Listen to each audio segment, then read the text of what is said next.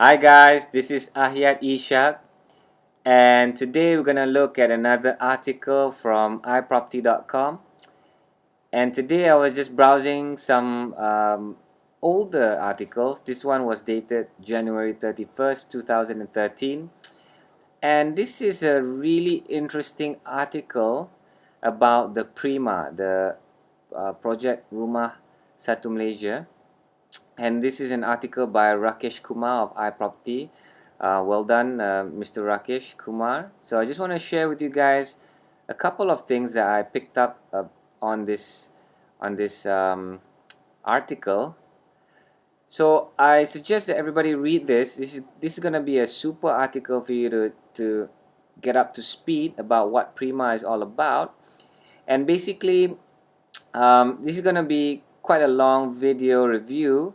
The first thing is 2013 is going to be an interesting year. Actually, just for some common knowledge, before that, in 2011, there was something called Rumah Mesra Rakyat, and that's by SPNB, and that's basically targeting those below 2,500 ringgit.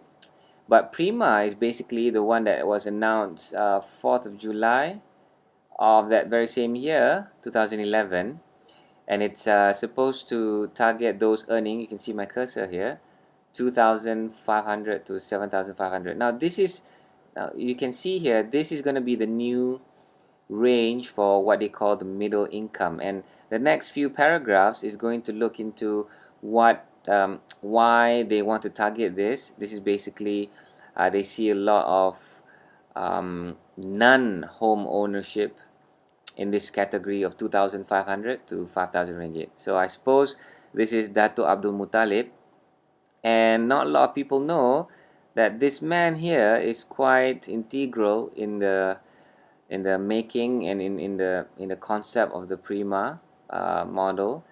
So you can read up on this man, Dato Abdul Muttalib. He was yeah.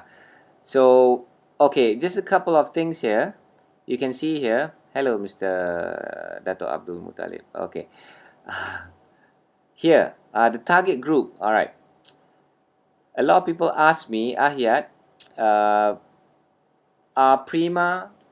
will Prima only be offered to people for first-time home buyers, people who never had who never owned properties? But this paragraph here explains that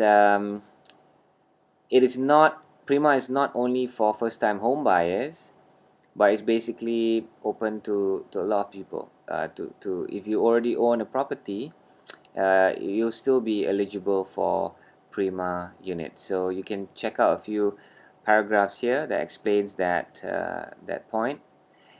And yeah, this is interesting part. How Dato Abdul Muttalib was, when I mentioned that he was very important in the initial stages of it. Basically, EPU and himself presented their own versions and their own views on Prima, and it turned out very different. And he had suggested that Prima themselves, here in this paragraph, that to make Prima sustainable, Prima had to be a developer themselves. They should not give it to other developers. They should be developers themselves. That's number one. And number two, that Prima had to have their own regulatory power. Here you see that.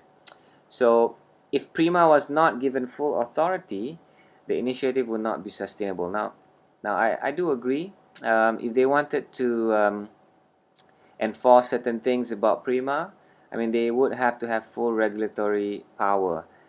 And I'm not sure, okay, here, an important point here is that once you've been allocated, the applicants that are successful, you can see here where my cursor is, a 10-year moratorium, you can see here. Yeah. So you can't sell to any party for 10 years. Here it goes, there's another point here, that homes by Prima must be owner occupied. So there was a couple of people who ask me, Ahyat, will I be able to rent out my Prima units? You know what? You won't be able to rent out. It has to be owner occupied. You can't sublet it. And as you can see on the top part of the screen right now, Prima will have full regulatory power.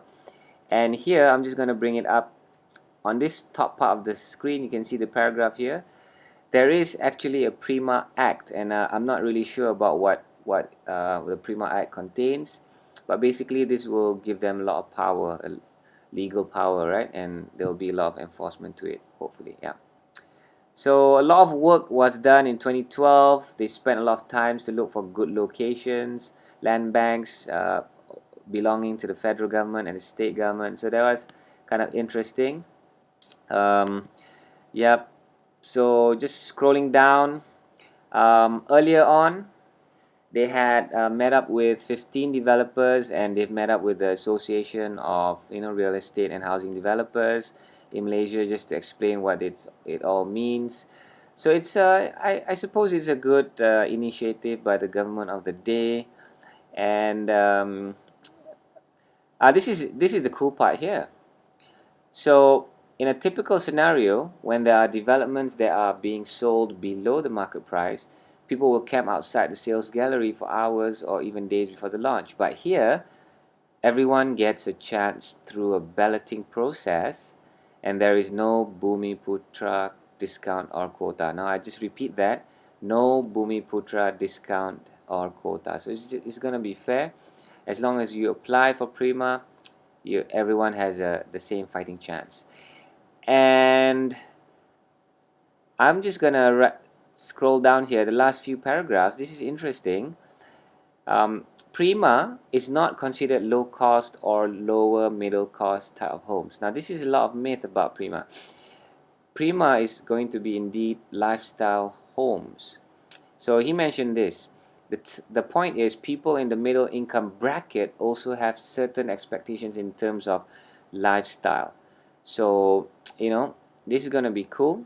And finally, the final paragraph mentions that there will be a mixture between 2 to 3 bedroom and even 1 bedroom and studio units in the Prima. So it's going to be interesting. This is a really good article by iProperty.